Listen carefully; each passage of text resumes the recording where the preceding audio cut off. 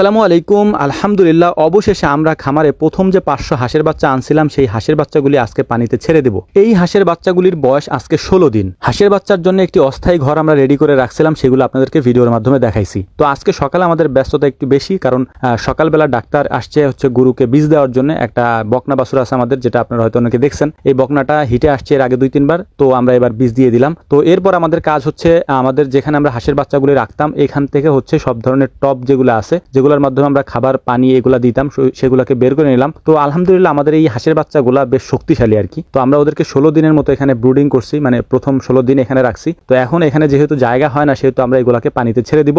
আর আপনারা অনেকেই প্রশ্ন করছেন যে আমরা যে ঘরটা বানাইছি ওই ঘরটার মধ্যে শিয়াল বা অন্য কিছু যাইতে পারবে কিনা বা নিতে পারবে কিনা। মূলত এখানে আমাদের লোক থাকে, আর এই জায়গাটা লোকালয়ের মধ্যে, মানে একেবারে নির্জন জায়গা না যেখানে শিয়াল আসতে পারে। আর রাত্রেবেলা এখানে ঘুমানো হয় যেহেতু, সেহেতু এখানে আসার তেমন কোনো সুযোগ নাই। আর 4 সাইড দিয়ে আমরা ওই যে কি বলে এটাকে, নেট যেটা আছে এটাকে মাটির নিচ দিয়ে দিয়ে দিছি, যে কারণে ভিতরে ঢোকার কোনো সুযোগ নাই। তো হাঁসের বাচ্চাগুলোকে এখানে ছাড়ার পরে মূলত প্রথম দিনে আমরা জানি যে এগুলা মানে তলিয়ে যাওয়ার একটা সম্ভাবনা আছে, কারণ প্রথম দিন পানিতে ছাড়ার আগে ওদের শরীর অনেক বেশি ভারী থাকে। এইটার কারণ যে ওরা যে ফিডগুলা খায় এগুলা ওদের শরীরে লেগে থাকে।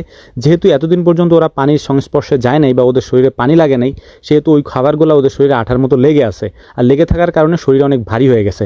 প্রথম যেদিন ওদেরকে আমরা পানিতে ছেড়ে দিছি এই দিনই ওরা শরীরকে ধুয়ে পরিষ্কার করে তারপর এরপর থেকে আর কখনোই ওদের শরীর পানিতে ডোবে না। এর কারণ একটাই, আপনারা হয়তো অনেকেই দেখছেন যে হাঁস কখনো পানিতে ভেজে না, মানে ওদেরকে যতই আপনি পানির ভিতরে রাখেন ওদের পালক বা পাখনা এগুলা পানিতে ভিজবে না। এইটার কারণ মূলত ওদের শরীরে আল্লাহ তাআলা এক ধরনের সিস্টেম দিয়ে দিছে আর কি। তো যাই হোক, আমাদের হাঁসগুলা পানিতে ছাড়ার পরে ওরা প্রথম দিনের গোসল সেরে নিচ্ছিল, এবং আমাদের এই এরিয়াটা যেহেতু অনেক বড় আর আমরা এই পুরো এরিয়াতে ওদেরকে ছেড়ে দিব, যেই কারণ আমরা একটু আগের থেকে তত্ত্বাবধানের ব্যবস্থা করে রাখছিলাম। তো হাঁসগুলাকে একবারে আনা যাচ্ছিল না, আমরা আমাদের ট্রলিতে করে প্রতিবারে 100-র মতো করে হাঁস নিয়ে আসছিলাম, কারণ হাঁসগুলো যেহেতু বড়, 100-র বেশি হাঁস প্রত্যেক ট্রলিতে আটতেছিল না আর কি। তো আমরা কয়েকবার করে 4-5 বার করে এগুলাকে নিয়ে আসে তারপরে সম্পূর্ণটা ছাড়ার পরে মূলত আমাদের কাজ এখন দেখাশোনা করা। আর আপনাদেরকে আমি আবারও বলি, আমি আগেও কয়েকবার বলছি, আমাদের এই হাঁসগুলার নির্দিষ্ট কোনো খাবার আমরা ওদেরকে দিব না। মূলত এই হাঁসগুলোকে আমরা ছেড়ে দিব একবার, ওই যে নেটগুলো দেখতে পাচ্ছেন আপনারা, ওই নেটগুলোকে আমরা তুলে দেবো কয়েকদিন পরে। তুলে দেওয়ার পরে ওরা এই যে ফাঁকা জায়গাটা আছে, ফাঁকা যে পাথারটা বা বিলটা আছে, এই বিলে যে খাবার থাকবে সেই খাবারে ওরা খাবে। কিন্তু প্রথম 2-1 দিন তো ওদেরকে আমাদের এই আপ্যায়ন করা লাগবে, মানে খাওয়ানো লাগবে। দেখতে পাচ্ছেন যে সব বাচ্চাগুলো ভিজছে, মানে ওরা যেহেতু আমি বলছিলাম যে আপনাদেরকে আগেই যে এগুলা পানিতে ভিজে প্রথম দিন একটু শরীর ভিজবে, এরপর থেকে আর ভিজবে না। তো প্রথম দিনের অবস্থা এইটা। পরে যদি কখনো সুযোগ হয় আমি আপনাদেরকে দেখানোর চেষ্টা করবো এই বাচ্চাগুলোর অবস্থা। এবং এই বাচ্চাগুলো বেশিরভাগই আমাদের এইখানে যে পাটের জাগ থাকে, আপনারা আমাদের অন্যান্য ভিডিওতে দেখছেন যে আমাদের পাটের প্রচুর পরিমাণে জাগ এইখান দিকে আছে, তারপর যে টিলা আছে এইগুলোর উপরে থাকবে।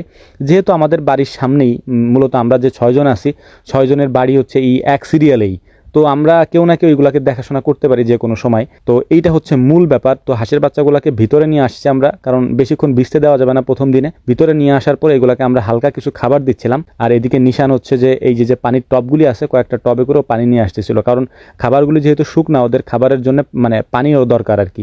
তো প্রথম দিন আমরা এইভাবেই ওদেরকে খাবার খাওয়ায় তারপর একটু ব্রুডিং করার চেষ্টা করতেছিলাম, এবং এই জায়গাটা ওদেরকে চিনাইতেছিলাম যাতে ওরা এর পরবর্তীতে এখানে উঠে আসে। তো প্রথম দিন যেহেতু ওরা ভিজছে, ভেজার ফলে মাটিটা ওরা ভিজাই ফেলছে। তো আমাদের এখানে কিছু কাঠের গুঁড়ি ছিল, সেগুলোকে আমরা দিয়ে দিচ্ছিলাম, যে কাঠের গুঁড়ি দেওয়ার ফলে ওরা যাতে একটু শুকনার উপরে থাকতে পারে আর কি। তো এইটা খাবার না, কিন্তু এটা কাঠের গুঁড়ি, যেটা আমরা শুকনা রাখার জন্য দিছিলাম। এর পরবর্তীতে এখানে আমরা মানে এই ভিডিওটা যেহেতু 3-4 দিন আগের, এখানে আমরা কিছু পাটখড়ি বলি, এই পাটখড়িও দিয়ে দিছি যাতে এটা না ভেজে। তো আলহামদুলিল্লাহ সব মিলে এখনো পর্যন্ত সব ঠিকঠাক আছে, আপনাদেরকে আমি দেখানোর চেষ্টা করব। আর একটা জিনিস আমরা এক্সপেরিমেন্ট করার আগে আপনাদেরকে তেমন একটা বলার চেষ্টা করি না। যদি ভুল হয় সেটাও আপনাদেরকে বলি, আর যদি সঠিক হয় সেটাও আপনাদেরকে বলি। শুধু আপনাদেরকে বলে মানে আপনারা আমাদের ভিডিও দেখে করবেন, পরে লস করবেন, এটার পক্ষে আমরা না। তো যাই হোক, হাঁসগুলা রাতের বেলা কোথায় থাকে এবং দিনের বেলা সারাদিন কোথায় থাকে পরবর্তী কোনো ভিডিওতে আপনাদেরকে দেখাবো। আসসালামু আলাইকুম ওয়া রাহমাতুল্লাহ।